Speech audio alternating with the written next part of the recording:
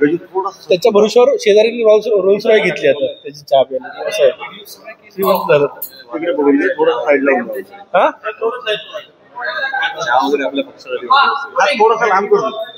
मोडून काढला पाहिजे मोनोपॉली.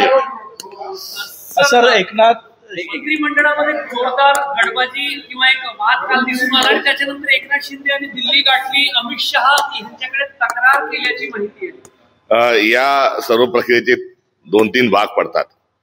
मुळात हे कोणत्याही विचाराच्या अनुषंगाने नव्हे तर केवळ सत्ता सत्ता आणि सत्ता हा परवलीचा शब्द असल्यामुळे सर्व एकत्र आलेले आहेत.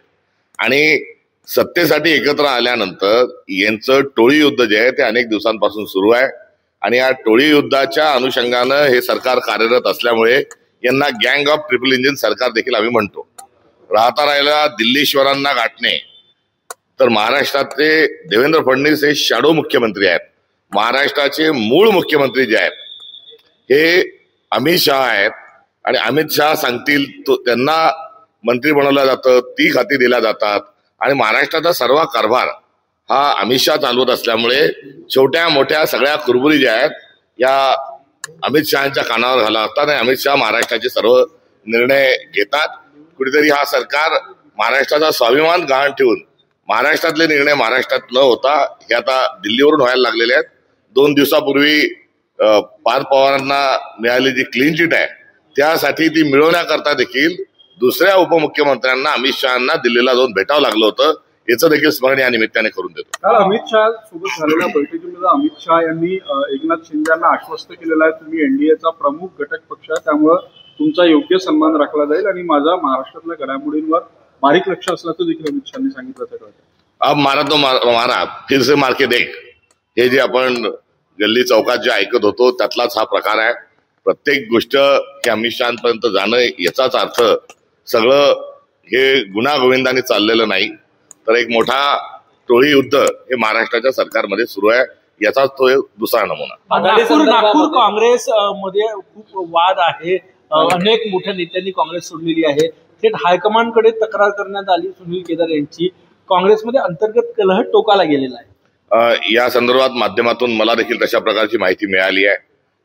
कुठे राजीनामे दिले ही देखील बातमी मला ऐकायला आणि वाचायला मिळाली. मात्र अद्यापपर्यंत कोणी कोणाची तक्रार केलेली नाही आणि अशा प्रकारचे राजीनामे हे प्रदेश पातळीवर प्राप्त नाहीत. आघाडी संदर्भामध्ये काय निर्णय झाला आहे? आघाडी संदर्भात आगामी काळामध्ये मनसे सोबत किंवा शिवसेनेसोबत मुंबईसह काही काँग्रेसनं एक पाऊल पुढे टाकलं आहे का? यापूर्वीच्या भूमिका आणि आताची भूमिका? आम्ही आमच्या भूमिकेवर ठाम आहोत.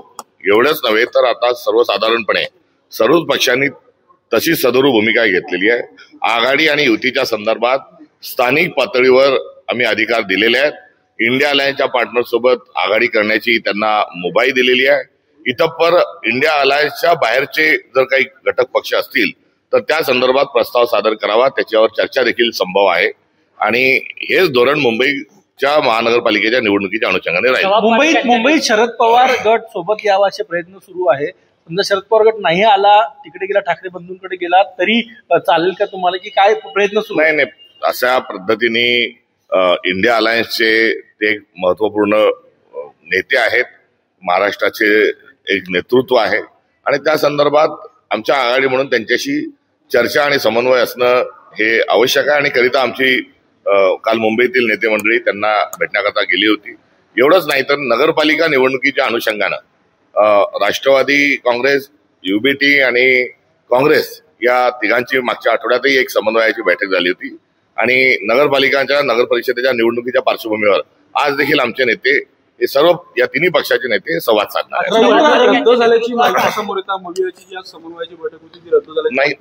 अशी बैठक जी आहे ही अनौपचारिक स्वरूपामध्ये आपण एकत्र तिन्ही पक्षांच्या कोणी ना कोणी जबाबदार माणसाने एक भेटलं पाहिजे, संवाद झाला पाहिजे, अशा आशयाच्या ती बैठक आहे. ती काही धोरणात्मक आणि काही निर्णय घेण्याच्या अनुषंगाने नाही, समन्वय. रवींद्र चव्हाण यांच्यामुळे मिठाचा खडा महायुतीत पडतोय. श्रीकांत शिंदे यांच्या मतदारसंघातील ऑपरेशन कमळमुळे शिंदेची नाराजी असल्याची माहिती आहे. त्याच्यात मिठाचा खडा पडल्यावर कलाकंद करून कसा खायचा हे भारतीय जनता पक्षाला चांगलं माहिती आहे. आधीच त्यांनी 2 पक्ष फोडलेले आहेत. आता पुन्हा जे आहेत त्यांच्या सोबत असणाराही पक्ष हे फोडण्याच्या अनुषंगाने आता त्यांची कलाकंद योजनाही असावी. नवाब मालिक यांच्या सोबत राष्ट्रवादीची युती होणार नाही असं आशिष शेलार यांची भूमिका मांडली होती. त्यांनी त्यांच्या भूमिकेवर पक्क राहावं. त्यांच्या सारख्या भूमिका बदलणाऱ्या पक्षाच्या आणि त्यांच्या नेत्याबद्दल काय बोलावं. देवेंद्र फडणवीसांनी जोपर्यंत वेगळा विदर्भ होणार नाही तोपर्यंत लग्न करणार नाही असंही म्हटलं होतं. त्याचं काय झालं ते आपण बघतोय. राहुल गांधी यांच्या संदर्भामध्ये जे आरोप राहुल गांधी यांनी निवडणूक आयोगावर केले होते त्या संदर्भामध्ये 100 पेक्षाही जास्त IAS अधिकारी, निवृत्त न्यायाधीश, रॉचे माजी अधिकारी यांनी जे पत्र लिहिलं आहे त्या संदर्भात काँग्रेसची भूमिका काय आहे? नाही, एकंदरीत हा खूप गंभीर विषय आहे आणि हा काँग्रेसची भूमिका पुरता हा मर्यादित नाही. राहुल गांधी आमचे नेते आहेत, करिता आम्ही त्यांच्याबद्दल हे बोलत नसून ते तर नेते आहेतच. मात्र त्यांनी या भारतातली लोकशाही टिकवण्याच्या अनुषंगानं जे वोट चोरीचा जे स्कॅन्डल त्यांनी जे फोडलंय ते आता आपल्या सगळ्यांच्या समोर आहे. गली गली में शोर आहे आणि निवडणूक आयोग वोट चोर आहे हे आता सर्वांनाच कुठेतरी तत्वतः मान्य झालेले आहे. आणि या सर्वातून पुढे जाण्याकरता आता केवळ काँग्रेस म्हणून नाही तर सर्वांनी, माध्यमांनी, नागरिकांनी, स्वयंसेवी संस्थांनी आणि भाजप करणारा असल्यामुळे ते सोडून सर्व पक्षांनी या लोकशाही वाचवण्याच्या लढ्यामध्ये पुढे आपण हा लढा पुढे घेऊन गेलो पाहिजे. हा एकटा काँग्रेसचा लढा नाही, हा आपल्या सर्वांचा लढा आहे. काही उमेदवारांना सहलीला घेऊन गेलेला आहे शिंदे गट, विड्रॉ करू नये किंवा त्यांच्यावर दबाव येऊ नये म्हणून. आता ते सहलीचं जे आहे ते पॅटर्नच तयार झालेला आहे. सुरत, गुवाहाटी वाया गोवा जी सहल आहे ती सहलच त्या पक्षाची निर्मिती तिथूनच झालेली आहे. त्यामुळे त्यांची ती संस्कृती आहे, त्यांचं ते कल्चर आहे. मित्र पक्षातील जे काही संभाव्य पक्ष प्रवेश आहे ते आता थांबवण्याच्या आधीच एकनाथ शिंदे यांनी दिल्याची माहिती समोर येते. अमित शहाने दिली. अहो, मुळात विषय आहे की एकमेकांच्या सोबत हे एकमेकांचे पक्ष फोडतात कसे, यांचं सगळं व्यवस्थित नाही. यांच्यामध्ये टोळी युद्ध चालू आहे, हा मूळ मुद्दा आहे. त्यामुळे कुठे युद्धबंदी, आता शीतयुद्ध थांबवायचं, निवडणुका झाल्यावर पुन्हा सुरू करायचे, हे मुद्दे एकंदरीत असणाऱ्या आशयाला गैर लागू आहेत. राजू पाटील जे मनसेचे आमदार आहेत त्यांनी टीका केलेली आहे की मराठीसाठी जर काँग्रेसला आम्ही गुंड वाटत असेल तर आम्ही गुंड आहोत, अशी टीका त्यांनी वर्षा गायकवाड यांच्यावर केलेली आहे. मराठी हा अस्मितेचा मुद्दा आहे आणि त्या अस्मिता जोपासण्याचं आणि त्याचं संवर्धन करण्याची पूर्ण संमती आणि अनुमती आणि अधिकार हा संविधानाने आपल्याला दिलेला आहे. त्यामुळे अनुसूचित 22 मध्ये मराठी भाषा आहे आणि मराठी भाषा ही केवळ भाषा नाही तर महाराष्ट्राचा तो धर्मही आहे आणि महाराष्ट्र धर्म आम्हाला शिकवण्याची कोणाला आवश्यकता नाही. मराठी ही वाचवण्याच्या अनुषंगानं पहिलीपासून सक्तीचा जो मुद्दा झाला तेव्हा सर्वात अग्रेसर काँग्रेस राहिली होती, याचं स्मरण त्यांना या निमित्ताने करून देतो. कुठल्याही परिस्थितीत मनसेसोबत तुम्ही एकत्र महाराष्ट्रात लढण्यास तयार नाही का?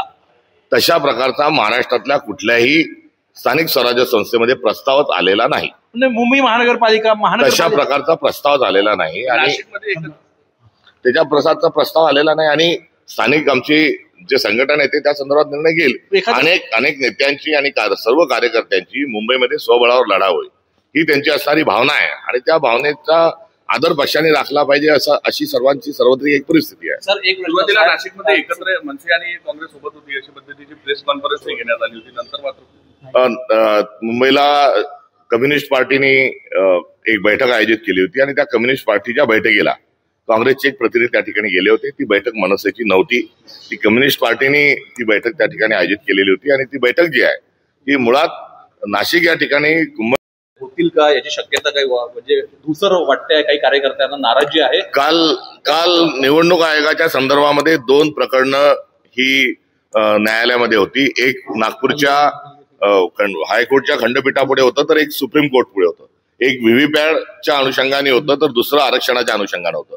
आणि या दोन्ही प्रकरणामधलं जर मेरिट आपण बघितलं तर हे सरकार एकंदरीत जी नियमावली जी आखून दिलेली आहे ती पाळत नसल्याचं या दोन्ही प्रकरणामध्ये लक्षात येत आहे.